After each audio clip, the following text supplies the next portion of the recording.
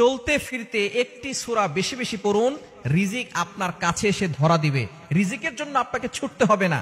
অনেকেই আছেন অভাবের ভিতরে পড়ে গেছেন, অনেকে কষ্টের ভিতরে পড়ে গেছেন।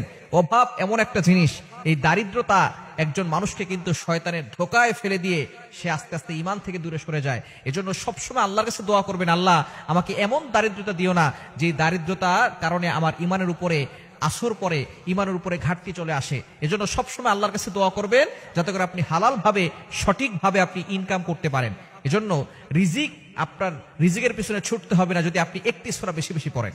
নবীজি সাল্লাল্লাহু আলাইহি সাল্লামের কাছে একবার এক গ্রাম্য ব্যক্তি এসে বলতেছেন, ইয়া রাসূলুল্লাহ, ইয়া হাবিবাল্লাহ, আমি টাকা পয়সা ইনকাম করি কিন্তু আমার টাকা থাকে না, আমার টাকার ভিতরে কোনো বরকত নাই। ইয়া রাসূলুল্লাহ, এমন কিছু আমল বলে দেন যে আমলের মাধ্যমে আমার টাকার ভিতরে বরকত হবে এবং আমার ঋণ মুক্ত হবে এবং আমি হালাল ভাবে সম্পদশালী হতে পারবো। নবীজি সাল্লাল্লাহু আলাইহি সাল্লাম তাকে চমৎকার একটি সূরা শিক্ষা দিয়েছেন এবং তিনি বলেছেন, তুমি ঘরের দরজায় দাঁড়িয়ে এই সূরাটা পড়বে এবং বেশি বেশি করে এই সূরাটা পড়বে এবং বিশেষ করে যখনই ঘরের সামনে যাবে তখন ঘরে প্রত্যেকটা মানুষকে সালাম দিবে। ঘরে যদি কেউ নাও থাকে তারপরে তুমি সালাম দিবে এবং বিসমিল্লাহ পড়ে এই সূরাটা 3 বার পড়বে।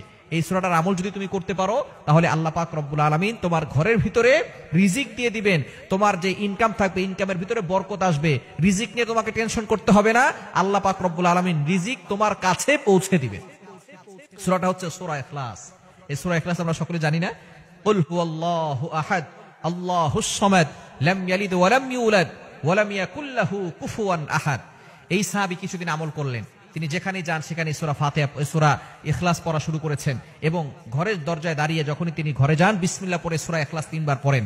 আল্লাহ পাক রব্বুল আলামিন তার সম্পদে এত বরকত দিয়েছেন, কিছুদিন পরে নবীজির কাছে হাদিয়া নিয়ে গিয়েছেন, ইয়া রাসূলুল্লাহ, ইয়া হাবিবাল্লাহ, আপনি যে আমল আমাকে শিক্ষা দিয়েছেন, এই আমলের মাধ্যমে আল্লাহ তাআলা আমাকে সম্পদশালী বানিয়েছেন, আপনার জন্য আমি কিছু হাদিয়া নিয়ে আসছি।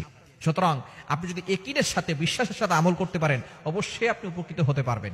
সূরা ইখলাসের অনেক ফজিলত রয়েছে, আমরা হাদিসের ভিতরে অনেকেই এইটা জানি, কমন হাদিস, যে ব্যক্তি সূরা ইখলাস একবার পড়বে 10 পারা কোরআন শরীফ পড়ার সওয়াব তার আমলনামায় চলে যাবে।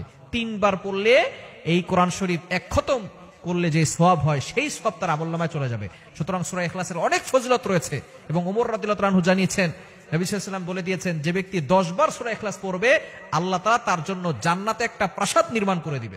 যদি কেউ 20 বার পড়ে 2টা প্রাসাদ, 30 বার পড়লে 3টা প্রাসাদ আল্লাহ তাআলা তার জন্য জান্নাতে রেডি করে রাখবেন। এজন্য সূরা ইখলাস যত বেশি পারবেন তত বেশি পড়বেন। দুনিয়াতেও আপনি সম্পদশালী হবেন, টাকার জন্য কারো কাছে হাত পাততে হবে না, একটা কাঁচামরিচের জন্য কারো কাছে হাত পাততে হবে না। আল্লাহ তাআলা আপনার রিজিকের ব্যবস্থা করে দিবেন, রিজিকের পিছনে আপনাকে ছুটতে হবে না, রিজিক আপনার কাছে এসে ধরা দিবে এবং আখিরাতেও এই সূরা ইখলাসের মহব্বত আপনাকে জান্নাত পর্যন্ত পৌঁছে দিবে। আল্লাহ তাআলা আমাদের সকলকে এই সূরা ইখলাসের আমল বেশি বেশি করার তৌফিক দান করেন।